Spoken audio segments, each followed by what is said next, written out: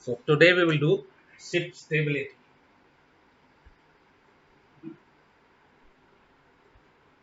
So first we will do laws of flotation.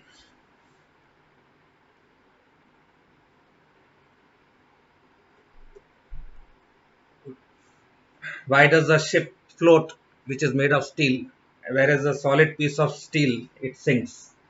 So the first law of flotation will be for solid objects. Here, any solid object whose density is less than the density of liquid in which it is immersed, then that object will float. For example, density of wood is 0. 0.9 and density of fresh water is 1. So wood has got density less than fresh water, it will float in fresh water. Similarly, density of ice is also 0 about 0. 0.9, that will also float. Density of steel is about 8. So its density is more than the density of fresh water, which is 1. So in fresh water it will sink. Now we come to the second law of flotation. That is for solids plus hollow objects. Whether the object is hollow or shallow, if the weight of that object, whether it is solid or hollow, in air, weight in air, is less than the weight of liquid displaced displaced by it, then it will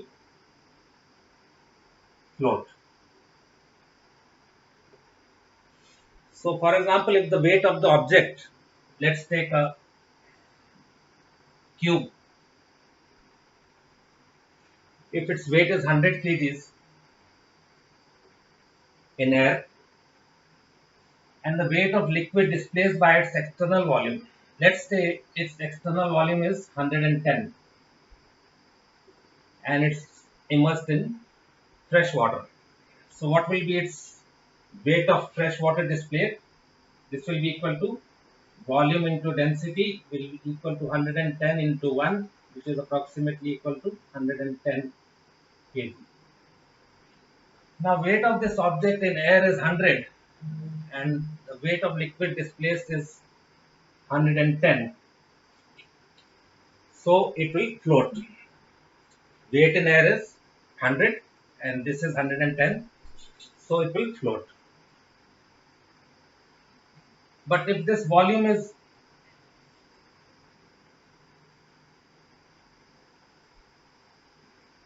let's say the weight is coming 120 kg in air